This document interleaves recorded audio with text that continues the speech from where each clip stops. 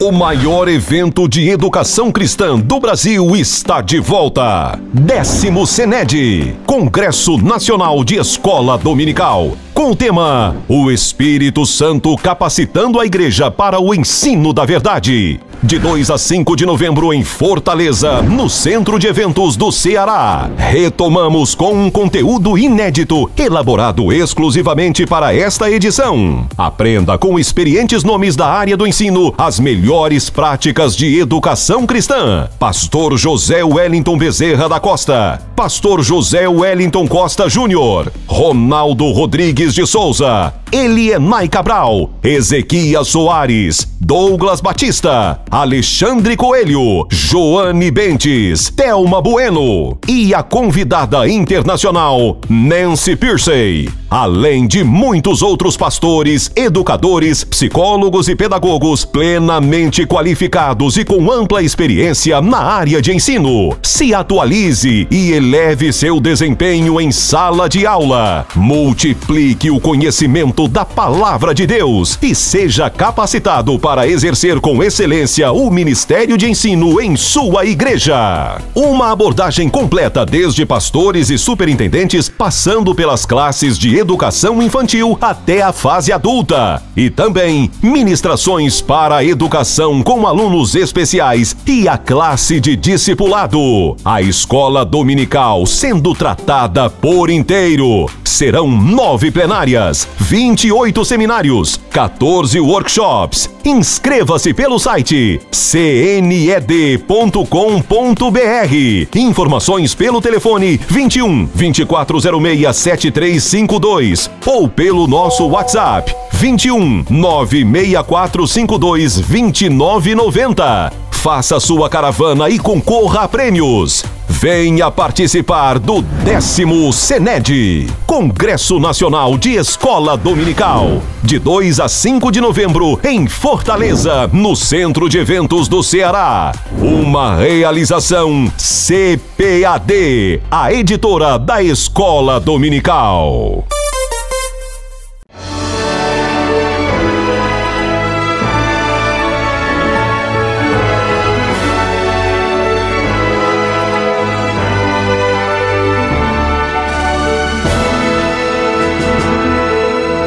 Subsídios. Lições Bíblicas. Jovens. Lição 10. Interpretando erroneamente as Escrituras. A paz do Senhor, querido professor, a paz do Senhor, querida professora. É um prazer, mais uma vez, estar aqui com você para juntos partilharmos algumas observações e detalhes da nossa lição de jovens. Ao longo deste trimestre, estamos trabalhando sobre o perigo das tentações. E a cada domingo nós temos tratado de um tipo de tentação para um determinado grupo de pessoas e com certeza nós vamos ter aí um trimestre, continuaremos tendo um trimestre muito abençoado e diversificado no que tange aos assuntos. Também minha gratidão e a paz do Senhor a você, pastor, superintendente de escola dominical, você também, aluno que atende aqui a este vídeo, assistindo essa mini aula e ao mesmo tempo tendo um pouco mais de subsídios, até mesmo para você aprender um pouco mais e auxiliar o seu professor de escola dominical. Na lição deste domingo nós vamos tratar sobre o tema Interpretando erroneamente as Escrituras. Essa vai ser a lição que vai tratar sobre a segunda tentação pela qual o Senhor Jesus passou depois de que fez o seu jejum no deserto, logo após o seu batismo. Vamos nos lembrar que na aula passada nós trouxemos alguns detalhes da lição que se referiam à forma como Jesus foi batizado e como Deus confirmou Jesus como sendo seu filho. E na primeira tentação, Satanás se dirige a Jesus perguntando se tu és o Filho de Deus. E nós deixamos claro aqui na aula anterior que uma das coisas que Satanás procura fazer é justamente trazer dúvidas sobre aquilo que Deus disse. Deus afirmou no batismo de Jesus que Jesus era o seu filho. E Deus ainda disse mais, é o meu filho que me traz muita alegria. O texto diz, esse é o meu filho em quem me comprazo. E Satanás, aproveitando-se de um momento de jejum do Senhor, onde ele teve fome, ele tenta fazer com que Jesus seja motivado a transformar pedras em pães para que ele possa se alimentar. É errado uma pessoa se alimentar após jejum? Claro que não. Inclusive, espera-se que uma pessoa, após ter jejuado, ela procure algum tipo de alimento justamente para que o seu corpo subsista, a sua vida também. A grande questão é que Satanás estava fazendo com que Jesus utilizasse a sua prerrogativa de filho de Deus para satisfazer uma necessidade pessoal. E aí aqui está o grande problema, não é? Nós não podemos nos utilizar da nossa prerrogativa em Deus, dos dons que Deus nos deu, para satisfazer necessidades pessoais. Por mais que aos olhos de outras pessoas isso não tenha qualquer irrelevância, entretanto, aos olhos de Deus, isso é muito sério. Só que Satanás, ele não fica somente nessa tentação, ele vai buscar novamente tentar Jesus de outras formas. E aí, vamos para a lição de número 10, que fala sobre interpretando erroneamente as Escrituras. O texto sagrado está em Mateus capítulo 4, versos 5 a 7 e Deuteronômio capítulo 6, versos 13 a 16. O texto diz, está na sua revista: então o diabo transportou a cidade santa e colocou-o sobre o pináculo do templo. E disse-lhe: se tu és o filho de Deus, lança-te daqui abaixo, porque está escrito: aos seus anjos dará ordens a teu respeito e tomar-te-ão nas mãos para que nunca tropeces em alguma pedra. Disse-lhe Jesus: também está escrito: não tentarás o Senhor teu Deus. O Senhor teu Deus temerás, a ele servirás, pelo seu nome jurarás. Não seguireis outros deuses, os deuses dos povos que ouvem a roda de vós, porque o Senhor teu Deus é um Deus zeloso no meio de ti, para que a ira do Senhor teu Deus se não acenda contra ti e te destrua de sobre a face da terra. Não tentareis o Senhor vosso Deus como tentastes em Massá. Quando nós vamos fazer uma análise desta lição, a primeira coisa que nós vamos perceber é que o cenário da tentação vai mudar. Mateus, ele diz que Jesus foi transportado pelo diabo até a cidade santa. De que forma isso aconteceu? Pode ser algo que envolva bastante especulação. Se Jesus foi levado, arrebatado ou coisa parecida, a Bíblia não entra nesses detalhes. A Bíblia diz simplesmente que Satanás transportou Jesus para a cidade santa e colocou na parte mais alta do templo, que era o pináculo, um local onde Jesus com certeza seria visto. Afinal de contas, no ambiente em Jerusalém, onde há o templo de Israel, o templo ali da adoração ao Eterno, uma pessoa se colocasse no alto, ali na parte mais alta, no pináculo do templo, certamente seria notada.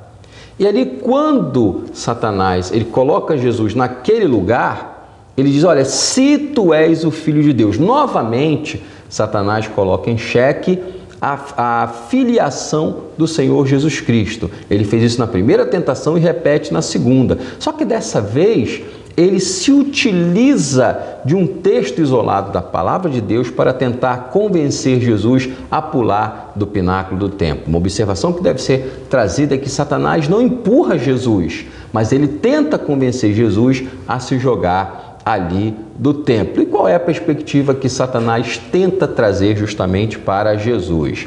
Se tu és o Filho de Deus, lança-te daqui abaixo. Por quê? Porque está escrito. Observe que Jesus, na primeira tentação, ele menciona está escrito, e Satanás, ele segue justamente esse padrão de Jesus. Ele muda o cenário da tentação, ele tira Jesus do deserto, leva para Jerusalém, entretanto, ele se utiliza também daquilo que Jesus falou, uma parte do que Jesus falou, não é? Jesus falou aquilo que era certo, Satanás vai pegar uma parte e perverter aquilo que a Bíblia está dizendo. E ele deixa claro que, olha, está escrito que aos teus anjos dará ordem a teu respeito para que você não tropece com o seu pé em alguma pedra. Eis aí uma grande diferença que nós devemos levar em consideração. Uma coisa é Deus nos guardar quando nós estamos andando no caminho correto. Outra coisa é nós imaginarmos que Deus tem a obrigação de nos guardar quando nós tomamos decisões específicas e próprias sem consultar ao Senhor. Era justamente isso que Satanás estava tentando fazer convencendo ou tentando convencer Jesus a se lançar do alto ali do pináculo, para que, de alguma forma, Deus viesse e fizesse uma intervenção sobrenatural. Imagine só, por exemplo, se Jesus acata aquela sugestão e os anjos vêm ali, naquele momento, proteger Jesus. Quantas pessoas, com certeza, esse tipo de sinal atrairiam? Quantas pessoas, por exemplo, acabariam crendo, mesmo que de forma errada, que Jesus era o Filho de Deus, porque ele simplesmente desceu dali e encostou no chão ileso, sem nenhum ferimento? Era algo que com certeza chamaria a atenção de Jesus, não pela sua mensagem, não pelo poder de Deus, mas por uma incitação de Satanás. Nós percebemos, por exemplo, várias vezes que Jesus buscou o caminho da discrição ao longo do seu ministério. Quantas vezes Jesus curou uma pessoa e disse: olha, o que eu fiz com você não fale para ninguém. Mas aí as pessoas curadas ficavam tão contentes que iam lá e falavam: olha, eu fui curado e foi por Jesus. Mas Jesus sempre buscou, dentro do seu ministério, nesse aspecto, a discrição. Ele fez o possível para ser discreto. E naturalmente, se um milagre acontecesse numa hora dessas, provavelmente até o sumo sacerdote acreditaria em Jesus. Mas nós devemos ter um cuidado muito grande quando se trata desse tipo de tentação, porque, não raro, muitos dos nossos jovens e até mesmo adultos acabam tomando caminhos e rumos que não são necessariamente aqueles que Deus preparou para eles. E o pior de tudo, essas pessoas entram em um caminho que Deus não ordenou que eles mandassem e eles ainda querem citar a palavra dizendo: olha, o Senhor garantiu que se eu fizesse isso, o Senhor estaria comigo. Só que, geralmente, essas situações não são compatíveis com aquilo que Deus ordenou que ele fizesse. Em nenhum momento foi Deus que ordenou que Jesus se lançasse do alto daquele pináculo. Quem estava fazendo isso era Satanás. E Jesus, ele vai se utilizar da palavra justamente para refutar aquilo que Satanás está tentando trazer. Porque Jesus sabia que as propostas de Satanás são propostas erradas, propostas que vão conduzir a um desvio do projeto original de Deus. E lembrando, Satanás ele vai se valer da palavra de Deus para tentar fazer com que Jesus se sinta motivado a fazer algo que Deus não ordenou. Isso deve nos chamar bastante a atenção. A nossa lição, ela está dividida em 3 tópicos. O primeiro, mudando o cenário da tentação. O segundo, distorcendo a palavra de Deus. E terceiro, o povo de Deus no deserto. Quando nós fazemos uma análise, então, nós vamos ver no tópico 1, Satanás transportou Jesus para a cidade santa, ou seja, ele muda o local da tentação. Existem alguns autores que compreendem que esse tipo de situação, na verdade, ocorreu no deserto. Então, esses autores, eles acreditam que a tentação, na verdade, aconteceu não em Jerusalém, no deserto, mas no deserto. Entretanto, Mateus, ele é bem claro quando ele diz que Jesus foi levado a Jerusalém. Então, nas fontes primárias, nós entendemos que o local da tentação mudou. Também, a seguir, se tu és o Filho de Deus, novamente, Satanás tenta fazer com que Jesus se sinta motivado a um desafio desnecessário, um desafio de tentar provar a identidade dele para uma outra pessoa. Novamente, vale aquilo que eu falei na aula passada. Aquilo que Deus falou acerca de nós é que fica valendo para a nossa vida. Se Deus disse que nós somos abençoados, somos salvos e somos santos, nós devemos acreditar naquilo que a palavra de Deus diz e não colocar em xeque o que Deus disse, como Satanás também fez e tentou induzir Jesus ao erro, fazendo com que Jesus questionasse não apenas a sua identidade em Deus, mas também que Jesus questionasse o cumprimento daquilo que Deus havia falado na sua palavra. E havia uma promessa? Sim, havia uma promessa. A Bíblia diz que anjos iriam guardar, no Salmo 91, aquela pessoa que estaria ali sendo objeto da observação de Deus. Ocorre que existe um distanciamento entre nós estarmos seguindo um caminho que Deus nos ordenou a trilhar e em um momento não perceber e receber ali a intervenção sobrenatural dos anjos, e outra coisa é nós presumirmos que Deus tem a obrigação de nos ajudar quando nós seguimos um caminho que ele não nos orientou a seguir. Esse é o cuidado com o qual nós devemos ter, é algo muito sério, algo que vai fazer diferença, não apenas na nossa vida, como fez também na vida de Jesus. Satanás fez justamente isso. E Satanás coloca em xeque também uma grande questão. Deus é obrigado a fazer aquilo que ele ordenou. Sim, Deus tem um compromisso com a sua palavra. Entretanto, quando nós estamos seguindo esse caminho que Satanás sugeriu a Jesus seguir, nós, na verdade, estamos tentando a Deus. E nós vamos ver isso agora. Por quê? Quando Satanás ele diz a Jesus, lança-te daqui abaixo, ele dá um motivo porque está escrito na Bíblia que Deus vai guardar você. Só que, na verdade, ali o contexto do Salmo 91 não é um contexto no qual nós devemos seguir o nosso próprio caminho. Aquele que habita no esconderijo do Altíssimo, a sombra do Onipotente descansará. Então, existe toda uma infraestrutura de proteção de Deus com a qual ele faz com que os seus santos anjos venham a nos guardar, venham a nos proteger, vão estar trabalhando no mundo invisível, ou seja, no nosso entorno que nós não enxergamos, não é? Os anjos estão ali trabalhando. E Satanás vai tentar fazer com que Jesus se deixe ser seduzido por essas palavras. Então, Satanás sempre vai ter por objetivo descumprir ou distorcer, perverter aquilo que Deus falou. E aí surge uma grande questão. Eu posso mesmo fazer o que eu quiser? Eu posso acreditar que, pegando um texto bíblico isolado, Deus é obrigado a cumprir aquele texto independente daquilo que eu estou fazendo? É algo que nós devemos parar para pensar. Afinal de contas, todo texto nas Sagradas Escrituras ele está inserido em um contexto. Toda parte das Escrituras, seja ela um versículo, um capítulo inteiro, fazem parte de um texto como um todo. E esse todo precisa ser colocado em pauta na hora da interpretação. Por isso o nome da lição, interpretando erroneamente as Escrituras.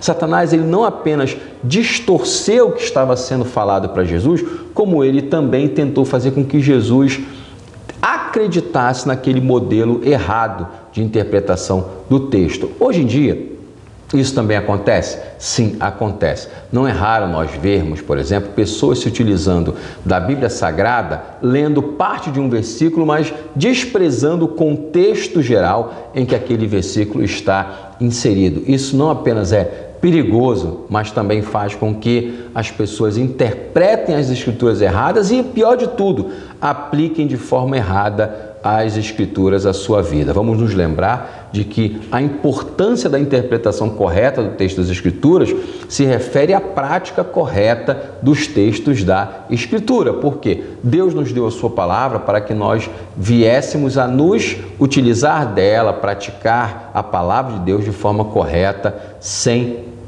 ter ali qualquer tipo de erro. Então, essa tentação de Jesus nos chama a atenção. Será que Deus é obrigado realmente a intervir com milagres em qualquer situação? Ou ainda melhor falando, será que Deus é obrigado a intervir com milagres sobrenaturais em determinados caminhos que nós andamos e que Ele não nos ordenou a andar? Aí entra a questão do povo de Deus no deserto. Quando nós lemos aqui o texto de Deuteronômio capítulo 6, versos 13, ele deixa claro que nós não devemos fazer com que qualquer outra coisa venha a ser fruto de uma desobediência. O texto sagrado diz que o Senhor teu Deus temerás, a Ele servirás e pelo seu nome jurarás.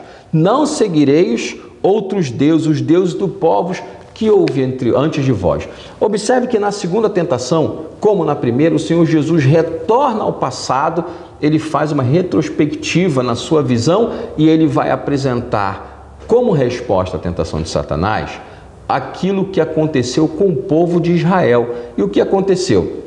Novamente, o Senhor Jesus lembra que os homens e mulheres que estavam no Egito, filhos de Abraão, foram libertos da escravidão pelo Senhor, foram conduzidos pelo deserto para eles não verem a guerra e ficarem desanimados, mas mesmo lá no deserto eles pecaram contra Deus. E aí, que tipo de pecado foi estes? Eles tentaram ao Senhor em Massá. o que houve na verdade ali nessa localidade de Massá.